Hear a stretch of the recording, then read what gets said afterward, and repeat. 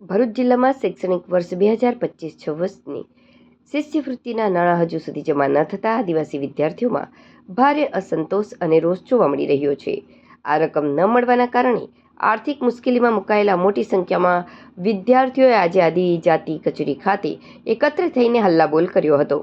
વિદ્યાર્થીઓએ આદિજાતિ વિકાસ કમિશનરને સંબોધતું એક આવેદનપત્ર પાઠવ્યું હતું અને અધિકારીઓ સમક્ષ લેખિત તેમજ મૌખિક રજૂઆત કરી તાત્કાલિક સ્કોલરશિપ જાહેર કરવાની માંગ કરી હતી.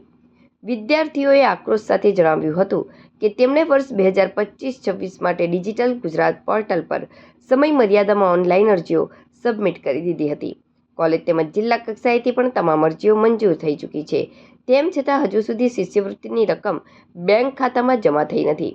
પોર્ટલ પર અરજીનું સ્ટેટસ હજુ પણ પેન્ડિંગ અથવા અંડર પ્રોસેસ દર્શાવાઈ રહ્યું હોવાથી વિદ્યાર્થીઓમાં ભારે અનિશ્ચિતતાનો માહોલ સર્જાયો છે.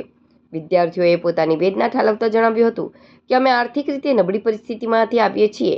કોલેજની ફી ભરવા માટે અમારે લોન લેવી પડી છે અથવા તો સગા સંબંધીઓ પાસેથી ઉછીના નાણાં લાવવા પડ્યા છે. શિષ્યવૃત્તિ સમયસર ન મળતા અમારા પર આર્થિક બોજ સતત વધી રહ્યો છે અને હવે આગળનો અભ્યાસ ચાલુ રાખવો કે કેમ તે મોટો પ્રશ્ન બની ગયો છે. વિદ્યાર્થીઓએ માંગણી કરી હતી કે શિષ્યવૃત્તિની રકમ તાત્કાલિક ધોરણે વિદ્યાર્થીઓના ખાતામાં જમા કરાવવામાં આવે.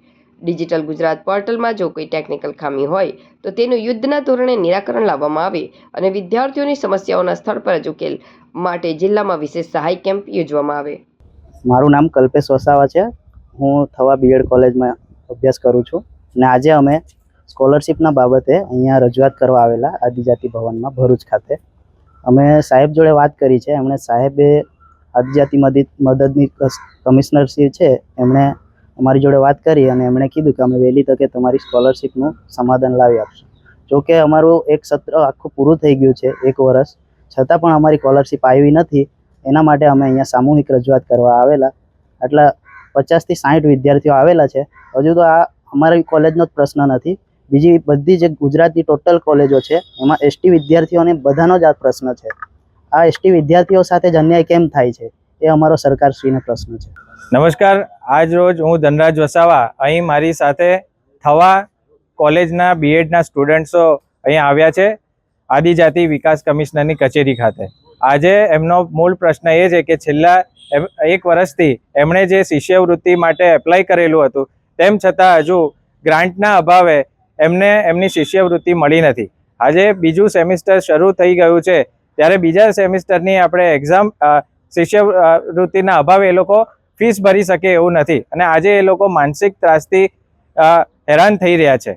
આજે મારે આ સરકારને પૂછવું છે, આજે આ લોકોએ સ્થાનિક ધારાસભ્ય અને સાંસદ સભ્યને રજૂઆત કરી હોવા છતાં આજે આટલા સમયથી 1 વર્ષનો લાંબો ગાળો થઈ ગયો તેમ છતાં એમને શિષ્યવૃત્તિ મળી નથી.